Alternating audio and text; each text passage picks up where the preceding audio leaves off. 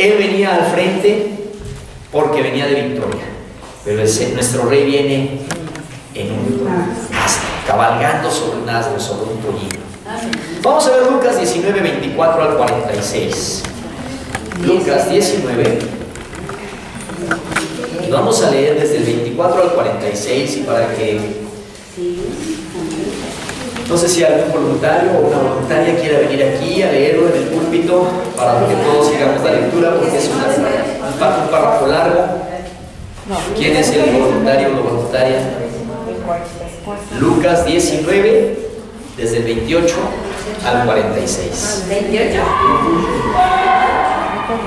No hay voluntarios, voy a tener que escoger el voluntario. ¿Quién viene adelante, por favor, a leerlo? Vete. Véngase, por favor. Si quiere, aquí hay una letra más grande. Aquí lo puede leer usted. Lucas 19, del 28.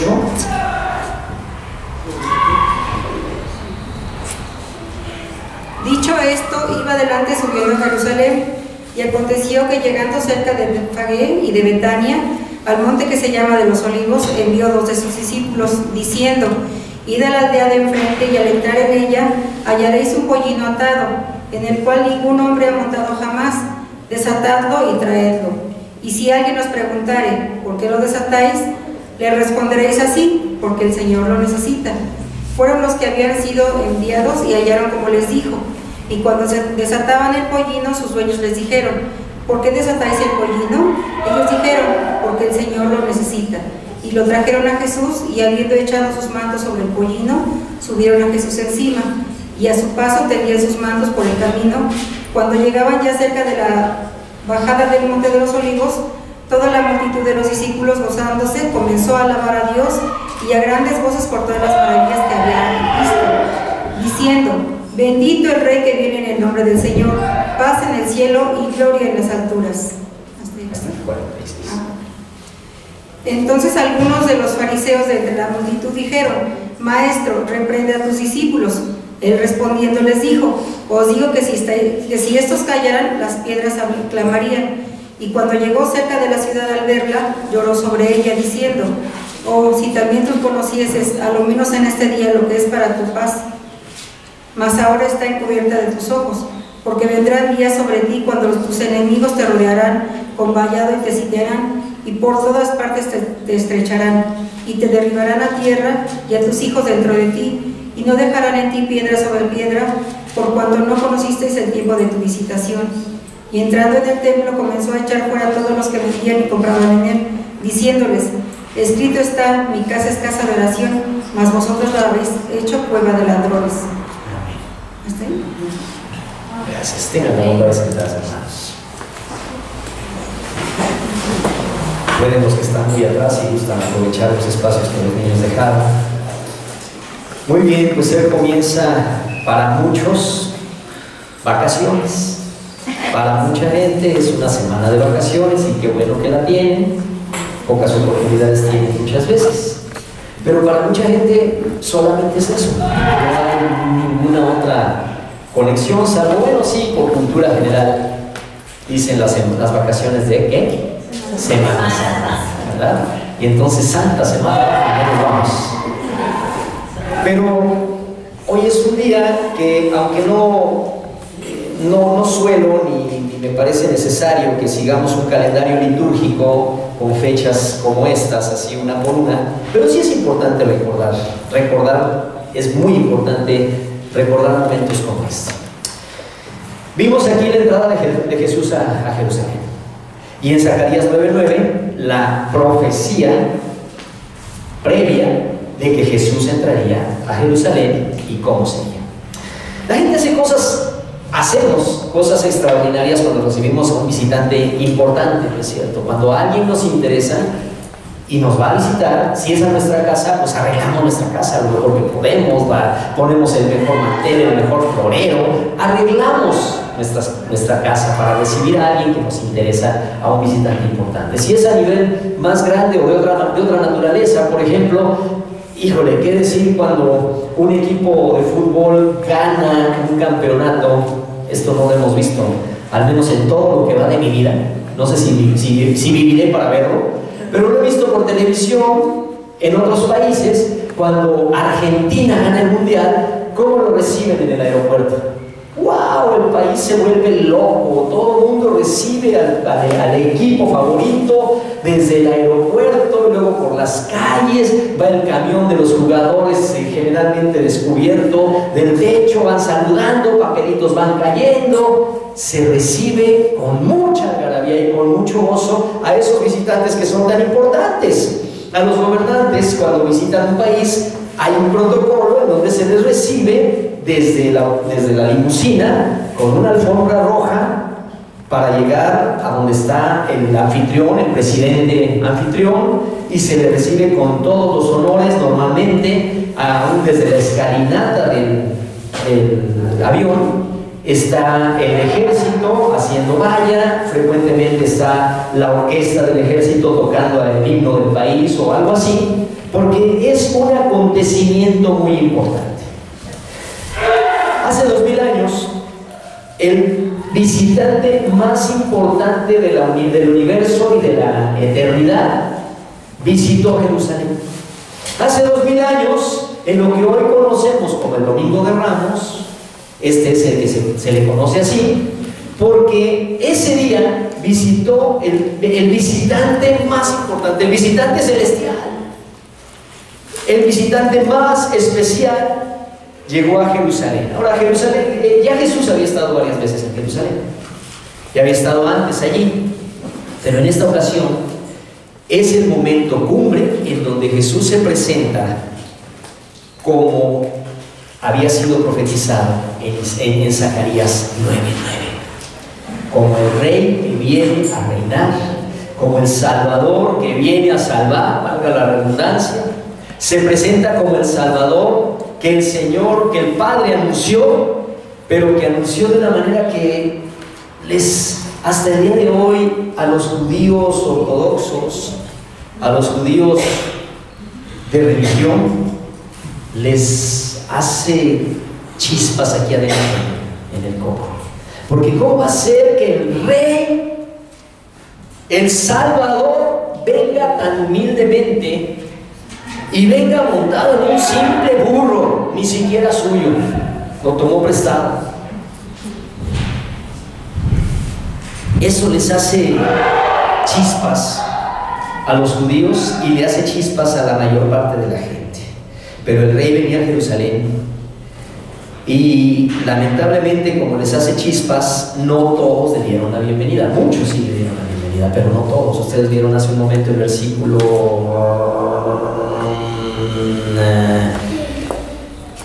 39.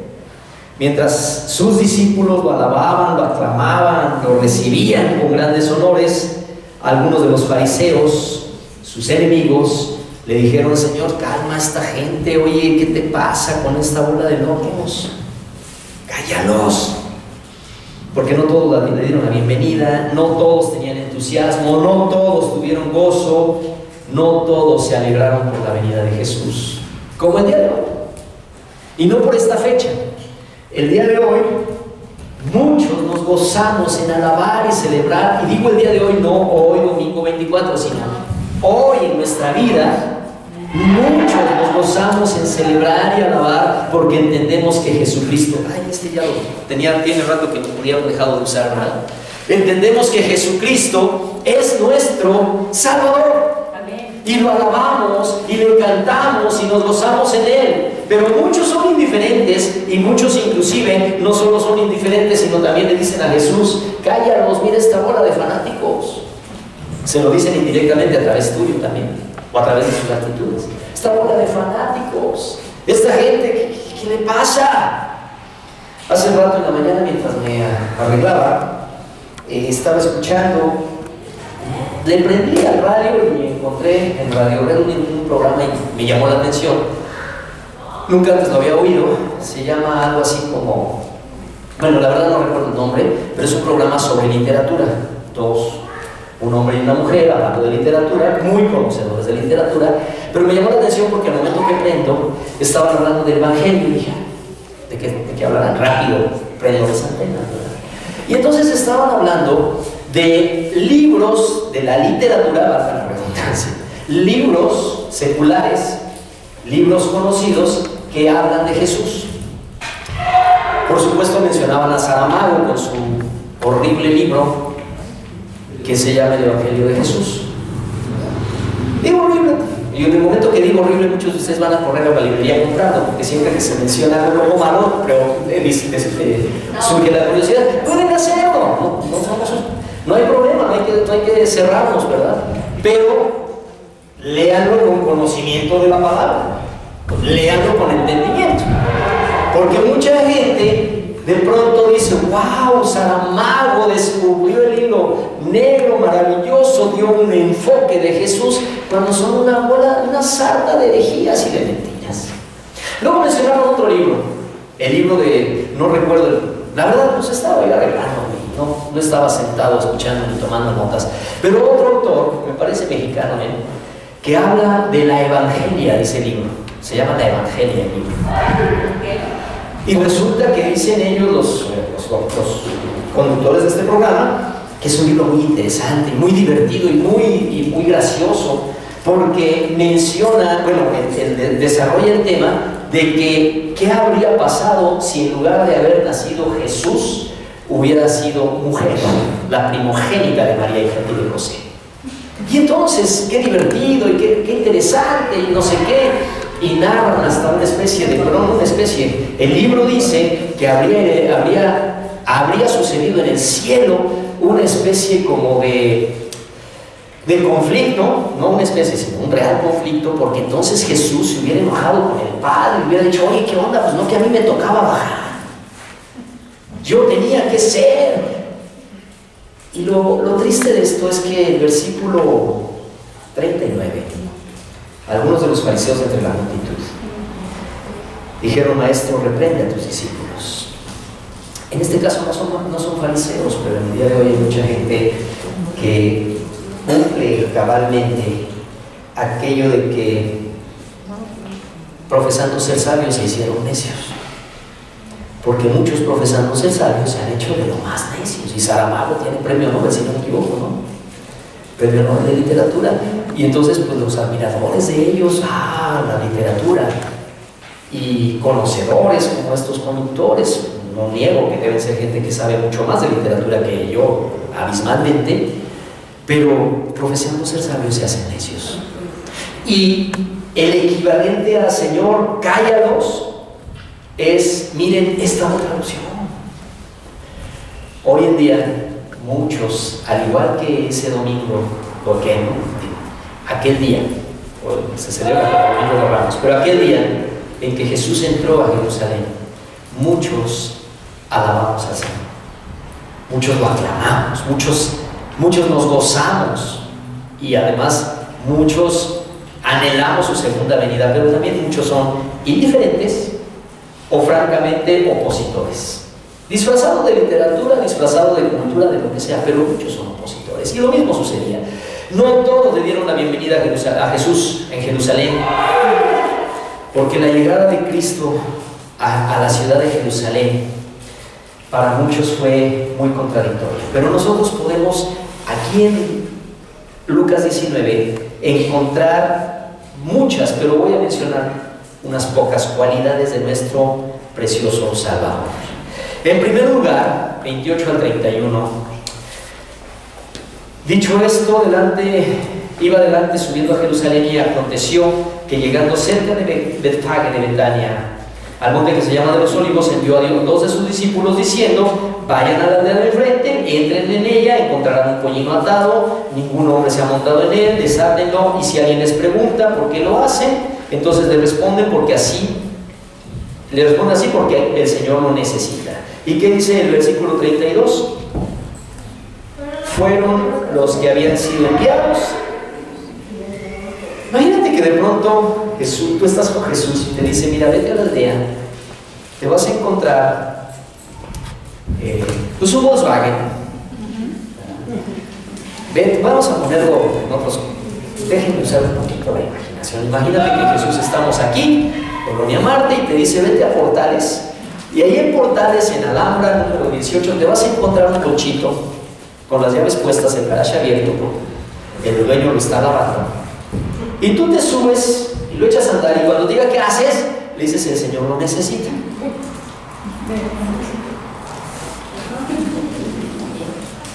¿Verdad que se nos hace muy raro?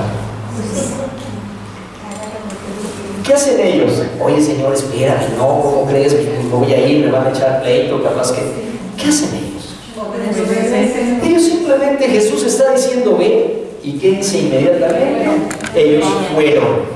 Ese es el punto que me interesa, el versículo 32, el primer verbo. Fueron. ¿Discutieron con Jesús? No. ¿Alegaron con Jesús? No obedecieron. ¿Se les habrá hecho raro? No. Seguro sí. Pues yo creo que sí, estaban conviviendo. Yo creo que sí. ¿Se les haría raro? A ti no, a mí sí. Oye, ve y agarras ese bolchito y te lo traes. Pues sí, a lo mejor sí se les hacía raro, pero dentro, como dice Susana, después de estar con él y ver tantos milagros y tu autoridad y todo, pudo habérseles hecho raro, pero no lo discutieron. Porque Jesús es un rey, en primer lugar, que exige obediencia. Lo primero que vemos aquí es una obediencia que el Señor espera. Ya luego veremos su entrada a Jerusalén, pero el Señor exige obediencia. Y les dice a estos dos, vayan, y lo que vemos a continuación es que fueron. Exige obediencia de sus discípulos, y seguramente en Alhambra número 118 vivía otro discípulo o alguien que ya lo conocía y lo amaba, porque le dice, el Señor lo necesita.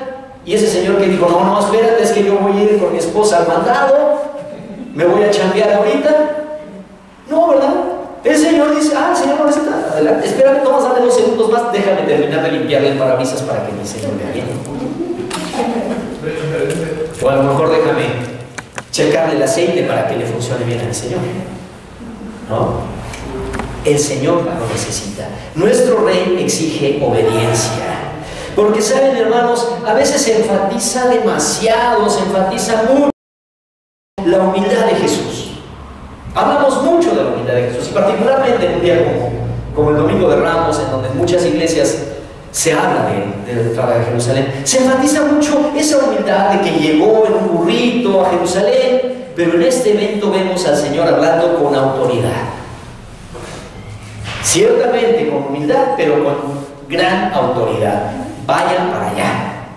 A nosotros nos gusta, y a mucha gente que tú conoces y que no le ha entregado su vida a Jesucristo, pero también a nosotros, a la mayoría de la gente nos gusta la idea de un rey, pero un rey como el de España, un rey que es un adorno, o como la reina Isabel. Yo hasta el día de hoy sigo sin entender qué hacen el rey de España y la reina de Isabel, la reina Isabel de Inglaterra. La verdad no lo entiendo, ¿verdad? Salvo vivir en la concha, en el lujo, pero pues quienes verdaderamente gobiernan Inglaterra y España, ¿quiénes son? Los primeros ministros.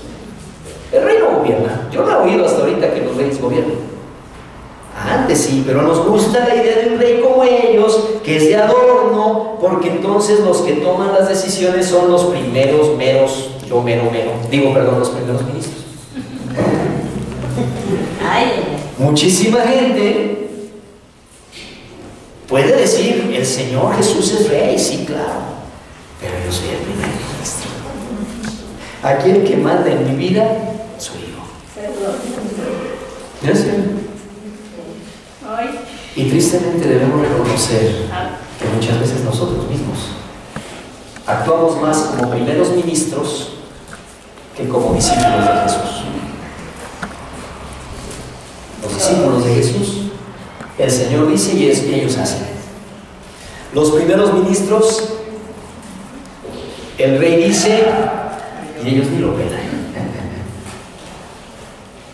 Pero el Señor es rey y debemos enfatizar nosotros y entender que es rey, porque nos encanta la idea de un rey que es simplemente humilde y nada más. Porque Jesús merece toda nuestra obediencia, simplemente y sencillamente. ¿Por qué? ¿Por qué? Porque es Él, nada más. Porque es Él, porque Él es el Creador, porque Él es nuestro Señor, porque Él es nuestro Salvador. Por eso es que Él merece toda nuestra obediencia. En primer lugar, entonces, es un rey que exige obediencia. Pero en segundo lugar, sí exige obediencia, pero también es manso y humilde. A continuación, 32 a 35, sigan ustedes ahí la lectura, ya lo leímos, pero el Señor es manso y humilde. Él sorprende a la ciudad de Jerusalén e incluso sorprende a sus discípulos, porque Él no se presenta, vuelvo a Portales, vuelvo a la Colonia Marte. Él no manda a pedir su limusina Mercedes-Benz blindada, 2 camionetas adelante Suburban, 2 camionetas atrás Suburban, 4 motociclistas adelante, 6 motociclistas atrás, cerrando el tráfico. ¿Cómo se presentan los reyes? Hoy día, si supiéramos realmente que el rey de Inglaterra o la reina Isabel visitaran México y que nos enteráramos que parte de su itinerario era venir del aeropuerto para entrar por Plutarco, olvídense, ya hoy estaríamos aquí reunidos nosotros, porque desde anoche estaría cerrado Plutarco, ¿no? Y a la hora de la hora, todo el mundo, los que están por aquí en las ventanas viendo pasar, primero las cuatro camionetas, motocicletas, luego las 4 camionetas, después la limusina con sus banderas, después una interminable fila, porque viene la reina de Inglaterra o el rey de Inglaterra. Jesús, en cambio, sorprende a la ciudad, a la multitud y a sus propios discípulos, presentándose montado dice ahí, en un pollino, que un pollino no es otra cosa sino un burro joven. Y no se presenta en un caballo blanco, y no se presenta como lo hacen los reyes y los gobernantes, llenos de vanidad y llenos de orgullo. Tiene autoridad, puede mandar, pero él decide ir montado en un burro. Y eso me da mucho gusto, porque me da esperanzas a mí también. Si el Señor montó sobre un burro, pues puede también montar sobre mí. Me alegra eso. Estaba predicando con el ejemplo. Poco tiempo antes, el Señor le había dicho a sus discípulos, y lo registra Mateo 20, 27, más entre ustedes no será así. Él les dice, los gobernantes, los que tienen autoridad, mandan, ordenan, y el principal es el que todo el mundo obedece. Pero dice en Mateo 20, 26 y 27, más entre ustedes no será así, sino que el que quiera hacerse grande entre ustedes será vuestro servidor. Y el que quiera ser el primero entre ustedes será vuestro siervo. Al Señor nunca se le escapó nada. Él predicó y dio ejemplo. Sí. Dijo, el que quiera ser grande entre ustedes será su servidor. Y el que quiera ser el mayor entre ustedes será el que quiera ser el primero de ustedes será su siervo. Por eso es que el Señor entró. El Señor entró desde que entró al mundo, desde que nació, entró en humildad. Entró en humildad. Ayer estuve en un baby shower, mi sobrina, estuvimos en un baby shower, y pues en el baby shower hay regalos, y me alegré de ver los muchos regalos que hay, y me alegré de ver las muchas bolsas que venían de Liverpool, no venían del tianguis ni de la página, porque cuando esperamos un bebé, dentro de las posibilidades de cada uno tratamos de que reciban lo mejor. El Rey de Reyes, el Creador del universo, desde que llegó con absoluta humildad. Y cuando visitó Jerusalén, ya para la última etapa, preparándose Él para entregarse a morir por ti y por mí, Él entró en total y absoluta humildad. Porque el reino de Cristo es un reino no de autoritarismo, pero sí de autoridad. Esto, desafortunadamente, muchos lo llegan a malentender, porque si bien es cierto que Dios es amor y que Dios es bondad y que vivimos bajo la gracia, y es cierto, lamentablemente muchos lo malentienden Y entonces, como hay un dicho antiguo que dice que hacemos de la gracia una desgracia. Porque entonces nos enfocamos tanto en la humildad de Jesús, su bondad, como decía hace 2 semanas, que termina llegando al extremo de la doctrina del universalismo. Como Dios es bueno, Dios es amor, Dios es bondad, entonces cada uno de nosotros podemos hacer lo que queramos. Al final de cuentas, Dios es bondad.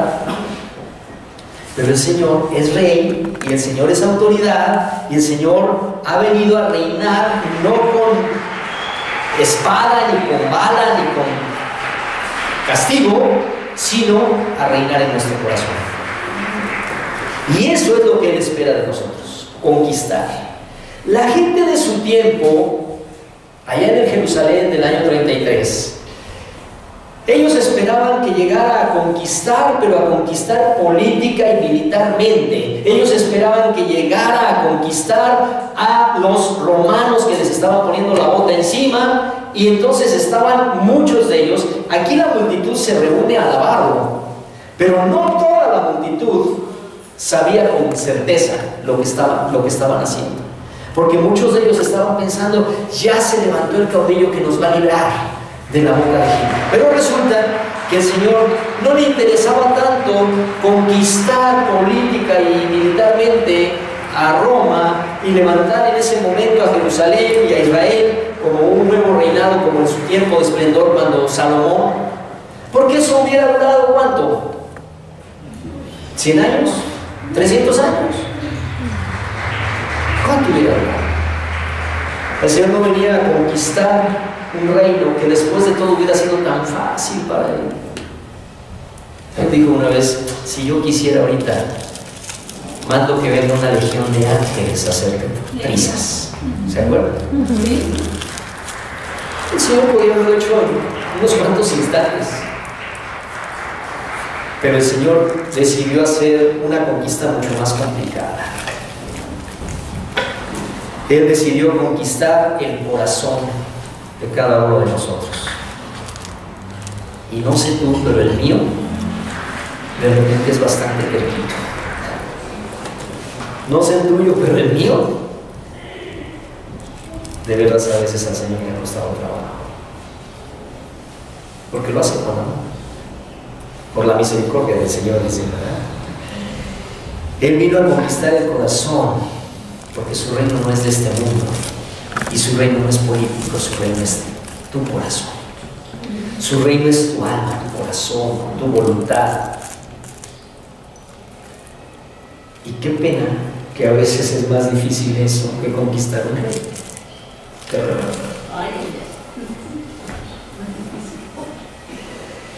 Pero es un rey que vino manso y humilde a conquistar nuestros corazones. Exige obediencia, pero también en humildad viene a conquistar nuestros corazones. Y es tremendo, de verdad, que si no fuera por la revelación del Espíritu Santo, creo que ni tú ni yo lo entenderíamos. Porque siendo el eterno creador, el soberano del universo, viene a conquistar mi corazón con amor, y todavía me da el chance de ser desobediente. Todavía me da el chance de ser rebelde. Como dice la Escritura, es más fácil gobernar un barco que gobernar la lengua. Tercera característica que quiero llamar la atención de ustedes: es un rey que merece alabanza. Merece alabanza. Por eso nos reunimos a alabarlo. Por eso cada domingo y cada vez que hay oportunidad de reunirnos, y cuando abramos células, porque yo estoy soñando ya con células en casa. Yo no sé cuántos sueñan con células en casas. Es la primera vez que les comparto mi sueño. Me estoy soñando con que no tardemos mucho tiempo en que empiece a hacer así como los brotecitos, y de pronto haya una célula, y de pronto haya 2, y de pronto 3 o 5 o 10 células. No les gustaría que hubiera células en casas entre semana, donde nos edifiquemos unos a otros, donde crezcamos en el conocimiento de la palabra, y donde sea un medio, un método para ganar a otros para Cristo, amigos, familiares, vecinos, y esas células vayan tomando forma. Yo estoy empezando a soñar con ellas, ¿sabes? Hay algún otro soñador igual de loco que yo. No, si todos se ríen de mí. No le hace, yo voy a seguir soñando. Yo voy a seguir soñando de todas maneras. Y entonces en esas reuniones, las que sean, alabar al Señor, alabar a Dios, porque es un rey que merece alabanza. Por eso comenzamos alabando a Dios, o a veces terminamos con alabanza, porque Él merece alabanza. 36 al 40 encontramos ahí que Él entra y entonces desde sus discípulos comienzan a poner sus mantos sobre el burro para que Él se sentara un poco más cómodo, y después sueltan sus mantos en el suelo. Yo estoy seguro que para muchos de ellos su manto era pues como tu única chamarra fina que tienes en el armario. Algunos de nosotros tenemos por ahí una chamarra fina, ¿no? Que alguien nos la regaló, que nos costó mucho trabajo comprarla, y entonces ¿qué tal la cuidamos? A veces ni la usamos. Como dice mi hermano René, ¿no? Sí, efectivamente me cachaste, yo creo que me estabas viendo, ¿verdad? De repente agarro mi chamarra fina, me la voy a poner y veo que va a llover y no quiero que se me moje. ¿No se vayan a coger o a manchar? Yo estoy seguro que muchos de ellos era su única chamarra fina, pero no les importó porque estaba puesto a los pies de Jesús. Y pusieron lo mejor que traían en ese momento, lo mejor que traían puesto, lo ponen a los pies de Jesús, entregan sus mantos, lo ponen a sus pies. Los discípulos lo alaban, versículo 37, gritando. En el versículo 37 dice que lo alababan diciendo: bendito el que viene en el nombre del Señor. Y en otro evangelio dice que gritaban Hosana, que significa Dios, sálvanos ahora. Gritaban y alababan al Señor, porque los discípulos reconocen que es el Rey y lo aclaman. Por eso lo alabamos, por eso tú y yo lo alabamos. Y alabémoslo no nada más hoy domingo a estas horas, lo alabamos en nuestra vida, lo alabamos con lo que hacemos, lo alabamos en todo momento. Que cada día de tu vida sea así. El otro día estaba platicando con Héctor, el esposo de Iraís, la semana pasada. Él ya no viene a la iglesia, no porque haya abandonado la iglesia, sino porque pues se le ocurrió la profesión de chef, y es buen chef y trabaja de chef, pero pues resulta que quien trabaja en restaurante o turismo, pues nunca les dan el día de descanso, un domingo. Es la razón por eso por ahí les encargo, aprovecho, abro el paréntesis, les encargo, oren por él y de vez en cuando hagan una llamadita, porque el hecho de que no esté aquí no vaya a suceder que también eso el diablo lo utilice para que se pueda enfriar espiritualmente. De vez en cuando échenle una llamadita, como lo hago yo. Bueno, estaba platicando con él y me gusta mucho la perspectiva que tiene él, y tal vez tú también, pero no me lo has platicado.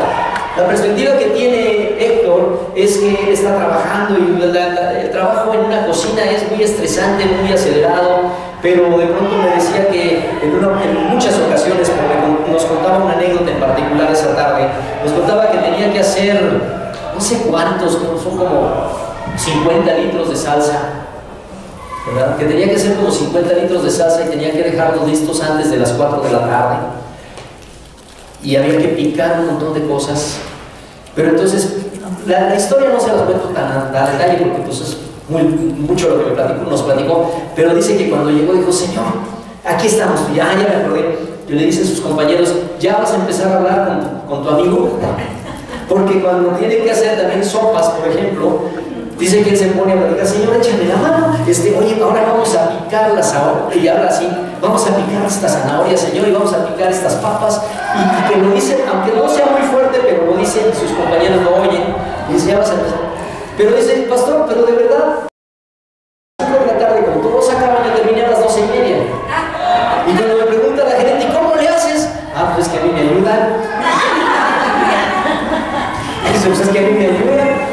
Y luego otro compañero dice: oye, ¿cómo le haces? Tú también hay que pídele ayuda. Eso es alabar a Dios desde mi punto de vista. Desde mi punto de vista, alabar a Dios es ponerlo en todo lo que haces.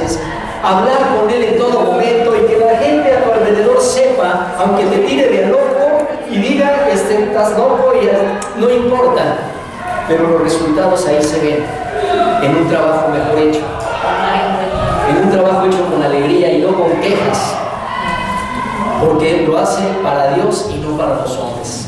Y menciono esto porque fue el que me lo platicó, pero yo creo que tú también en tu trabajo lo estás haciendo igual. Cada vez que estás haciendo lo que te toque hacer, estás diciéndole, Señor, gracias porque aquí estás conmigo. Si estás cuidando a un niño, gracias porque aquí estás conmigo. Si tú eres el contador, gracias, Señor, por este balance que me toca hacer y vamos a hacerlo juntos. Yo no sé lo que hagas. Bueno, de algunos sí sé. Pero lo que hagamos, alabemos al Señor en todo.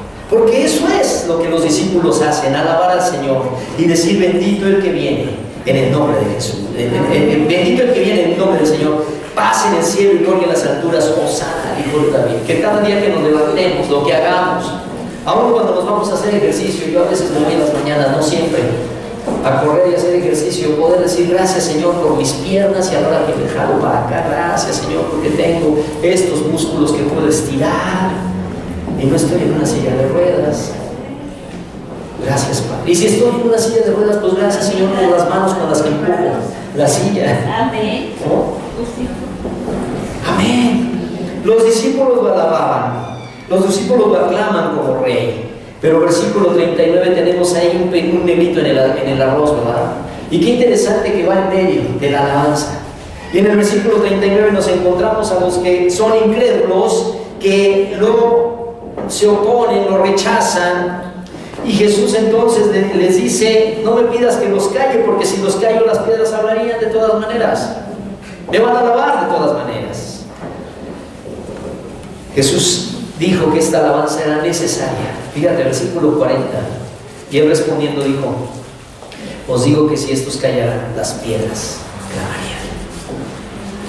Esto es bien importante porque no es tu caso ni el mío, pero es lo que no han logrado entender nuestros amigos testigos de Jehová o mormones, que no han entendido que Jesús es Dios y que Él mismo reclama ser Dios.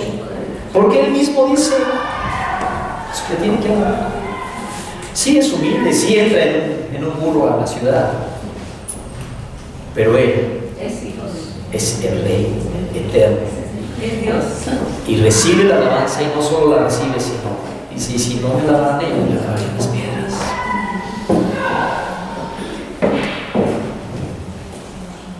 A la vez de que Jesús es un rey que exige obediencia, que recibe alabanza, que es humilde, también es un rey compasivo. 41 al 44 nos encontramos con que mucha gente no se dio cuenta que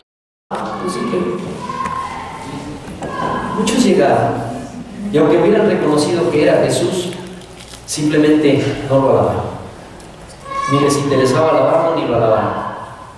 Estoy hablando de hace 2000 años o de hoy, ya se me olvidó, ya me perdí en la historia. Hoy lo mismo, ¿verdad? Igualmente mucha gente está dejando pasar de largo a Jesús. Le han hablado de Él, le han predicado el Evangelio, cuando ha estado en la aflicción, has orado por Él o por ella, y sin embargo, su corazón sigue cerrado a Jesús. Porque esperan solamente la bendición, pero no quieren obediencia. Y Jesús lo lamenta mucho. Versículo 40 ¿dónde está? 42. Cuando llegó cerca de la ciudad, al verla, lloró sobre ella diciendo, oh, si también conocieses al menos este día lo que es para tu paz, mas ahora están encubiertos sus ojos. Dice ahí que cuando vio la ciudad, ¿qué hizo? Lloró. Un comentario que me parece que se equivocó con buena intención. Leí en esta semana un comentario que decía, cuando Jesús entró a Jerusalén, lloró porque entendió que pronto lo iban a crucificar. No, por supuesto que no. Él no lloró porque tuviera miedo y dijera, ay, yo voy para allá. Sí voy. Imagínate a Jesús que diga así, no. Por supuesto que no. Jesús no tenía, sí tenía temor, sí tenía miedo, sí tenía angustia. Lloró esa noche anterior diciéndole al Señor, al Padre, diciendo si es que pase por ti esta copa. Pero ¿sabes qué? Y ahorita me voy a brincar otro pasaje de la Escritura. Cuando Jesús en el Monte de los Olivos, dentro de 8 días de este viernes, que sería el día de la crucifixión, cuando Jesús está en el Monte de los Olivos, está orando y salen de su frente gotas de sudor como de sangre, y está llorando y está diciendo: Señor, si es posible, pase de ti esta copa. ¿Ustedes creen que lo que tenía miedo era los latigazos? ¿A la corona de espinas? ¿Por qué le dice al Señor que pasa de mí esta copa y llora? ¿A qué le tenía miedo el Señor? Porque sí le tenía miedo a algo. Le tenía miedo a cargar todos nuestros pecados y convertirse en ese momento en anatema para el Padre. Eso era el verdadero temor de Jesús. Que Él sabía que una vez que cargara todos tus pecados y los míos, en ese momento Él se iba a convertir en anatema. Y que el Padre iba a tener que voltear su espalda y no tener comunión con Él. Ese era el verdadero miedo de Jesús. Sabía que por nuestros pecados Él sería anatema. No le tenía miedo a la cruz, no le tenía miedo a los latigazos, le tenía miedo a perder la comunión con el Padre. ¿Por qué nosotros no tenemos ni la mínima, ni la milésima parte de ese temor? Y con cuánta facilidad perdemos la comunión con el Padre. Con cuánta facilidad nosotros abandonamos la comunión con el Padre. Y nos vale. El Señor tenía temor de perder la comunión con el Padre, aunque fuera por un segundo. Tú y yo perdemos la comunión con el Padre a veces por días o por semanas. Padre, perdónanos. Por eso la palabra dice que ojalá podamos tener su corazón. Pidámosle al Señor ese sentir, ese corazón. Jesús sabía que no lo recibían muchos no lo recibían con gusto, y que esa indiferencia era la condena de ellos, no la de Él, la de ellos, porque todos los que lo han rechazado, esa es su condena.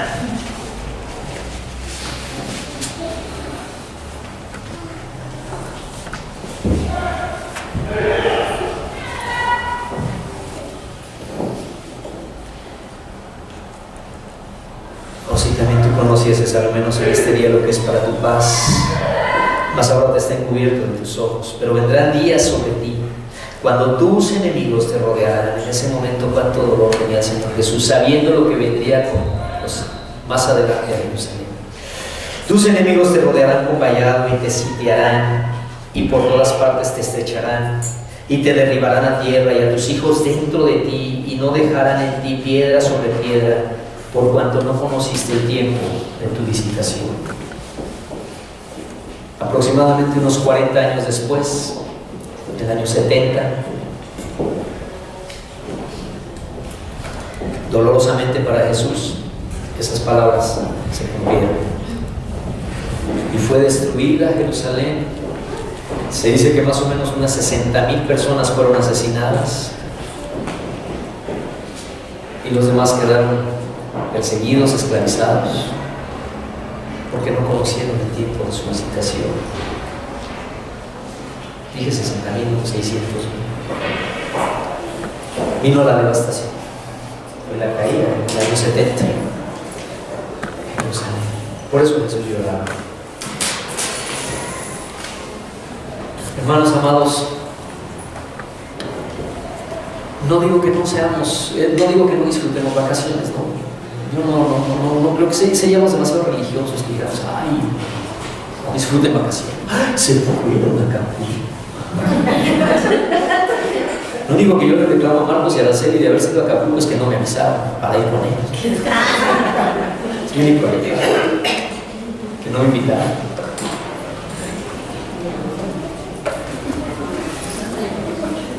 No creo que no debamos disfrutar de tiempos, claro que sí. No como en el pasado, en las religiones, donde hasta había que vestirse de luto, no prender la tele, ni el radio. Puro exterior y nada interior. ¿De qué se serviría? Pero, por otro lado, creo que debemos recordar, y el próximo domingo también lo haremos, recordar a nuestro Señor haciendo el más grande sacrificio para que tú y yo podamos tener paz y gozo y libertad y aún disfrutar de vacaciones, claro, en paz, en alegría y en gozo. Pero Él, ese día entró a Jerusalén, muchos lo recibieron, como entró un día en tu corazón y tú lo recibiste, como entró o ha llamado a la puerta de muchos corazones y no lo han recibido. Algunos lo recibieron momentáneamente, porque muchos de los que gritaban Hosana al Altísimo y bienvenido y todo, pocos días después eran los mismos que estaban gritando crucifícale, crucifícale, porque muchos lo recibieron con alegría, pero después porque esperaban los regalos y pura bendición, como mucha gente el día de hoy, claro que sí. Por eso, ¿sabes, hermano? No quiero ser amarguetas, no me pongas amarguetas. Pero cuando alguien me dice, recibió a Cristo en su corazón, no creas que brinco de gusto. Perdón, pero no quiero ser amarguetas. Porque hay mucha gente que recibe a Cristo en su corazón justo en el momento que le está apretando horrible el zapato y no sabe ni qué hacer ni para dónde hacerse, y entonces sí, te acercas, le dices, oye, vamos a orar, ¿quieres recibir a Cristo? ¡Claro! El problema es que muchas de esas personas, y al rato viene otro y le dice, oye, mira, el Santo Niño de Atocha también te puede ayudar. ¡Sí! Y después otra gente va y le dice, oye, pero tú lo que necesitas es una limpia, neta. Y entonces sí. Y luego regresas tú con él o con ella y sigues, no, sí, claro, a mí no me entusiasma cuando alguien recibe a Cristo en su corazón. Porque cuando alguien recibe a Cristo en su corazón, lo único que hace es decir, me gusta lo que Jesús dice. Pero muchas veces solamente están esperando la pura bendición, como aquellos que le dijeron, ¿qué decían? Versículo 39, ayúdenme, sóprenme. Bendito el Rey que viene en el nombre del Señor. Sí, muchos me dicen, bienvenido si me vas a salvar de la opresión política, religiosa, militar. Bienvenido si me vas a hacer rico, bienvenido si me vas a hacer sano, bienvenido si me vas a hacer fuerte, si me vas a hacer feliz, bienvenido. Por eso no les extrañe que el expare de sufrir esté tan lleno, porque muchísima gente solo está esperando y recibiendo la bendición. Pero verdaderamente, cuando alguien dice sí a Jesucristo, lo que nosotros necesitamos hacer, y esa es tu tarea y la mía, es continuar pegaditos con Él para discipularle, para enseñarle y para decirle de qué se trata el haber recibido a Cristo en tu corazón. No nos emocionemos diciendo, recibí a Cristo en su corazón. Mi hermano, mi primo, mi abuelito, mi no sé qué, mi vecino recibió a Cristo en el 74. Y ahora como está bien borrachote, pero recibió a Cristo en el 74, Algunas veces estamos bien emocionados por eso. No ves. Cuando alguien recibe a Cristo, peleemos. Y te vas a dar cuenta si de verdad recibe a Cristo o si lo único que quería era decir aleluya, bienvenido a Jerusalén porque nos vas a salvar de los romanos. Y cuando se dan cuenta que no era por ahí, crucifícale. También te vas a dar cuenta del mismo ciclo, porque empiezas a discipularle y entre más, y si tiene hambre y si tiene gozo por el Señor, tú lo vas a notar. Pero después de 3 o 4 o 5 visitas te das cuenta que están en las mismas o peor, y que luego ya ni te abren la puerta, o quedas de verlos a las 7 de la noche y a las 7:30 te abren con flojera y la tele a todo volumen. ¿Será que recibieron a Cristo? Bueno, pero lo dejo ahí. Hermanos, mucha gente como hoy no sabe lo que se celebra, mucho menos lo que se va a celebrar o recordar el viernes. Otra vez, no porque las fechas sean fundamentales, sino porque es buena ocasión para recordar. Para decirlo de una manera más bíblica, mucha gente no sabe ni le interesa que Jesús entró a Jerusalén un día y que también pasa frente a ellos y no le abren la puerta. Y mucha gente no sabe ni le interesa, más allá de una anécdota histórica, que Jesús murió en la cruz por sus pecados y por nuestros pecados, pero que resucitó. Para muchos solo son vacaciones, oportunidad de descansar, de pasear y algunos hasta de destramparse como los Spring Breakers. Pero hoy podemos recordar a nuestro Salvador amado. Hoy podemos recordar que nuestro amado Salvador entró en Jerusalén para terminar su ministerio aquí en la tierra. Para eso entró. Para terminar, para hacer la parte final de su ministerio aquí en la tierra y concluir su misión salvífica en favor tuyo y mío y de toda la humanidad pecadora. Hoy podemos recordar que Jesús entró como rey, humilde y manso, para derramar su sangre. Hoy podemos recordar que derramó su sangre por ti y por mí.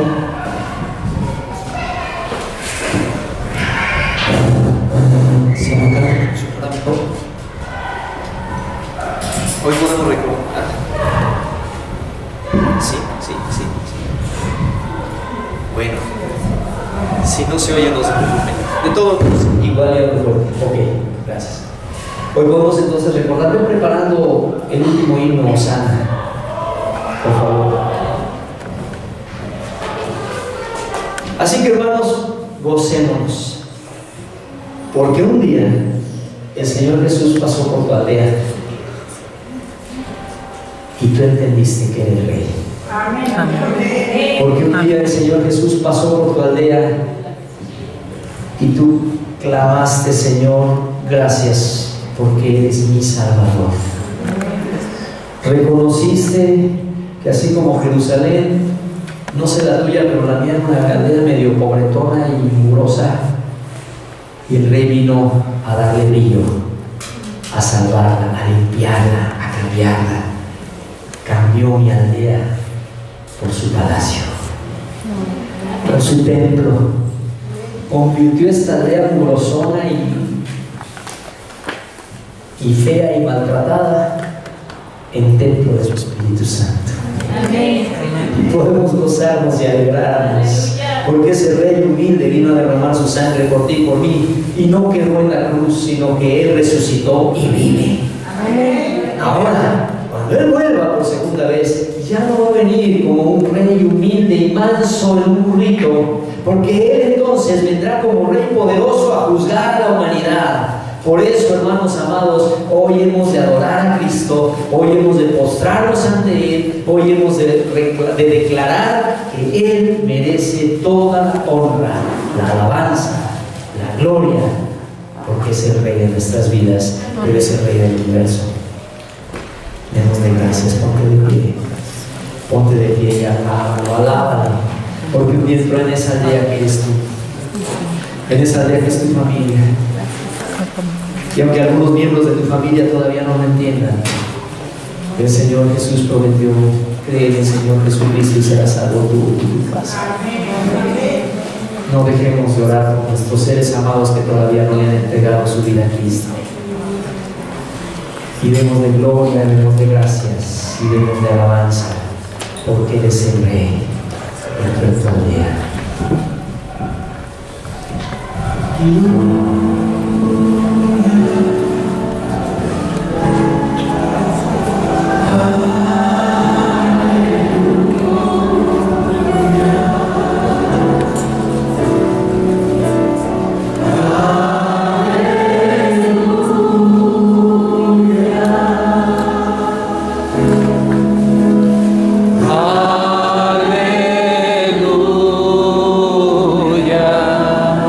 Deja que se escuche tu voz.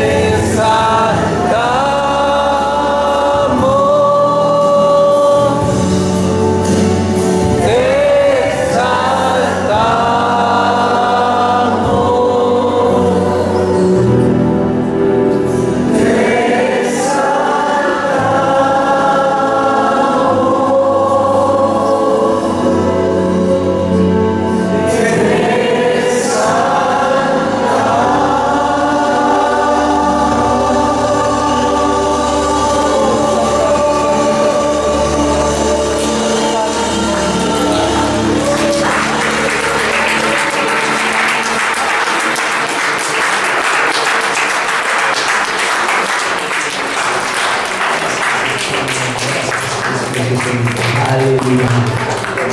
Amén. Aleluya.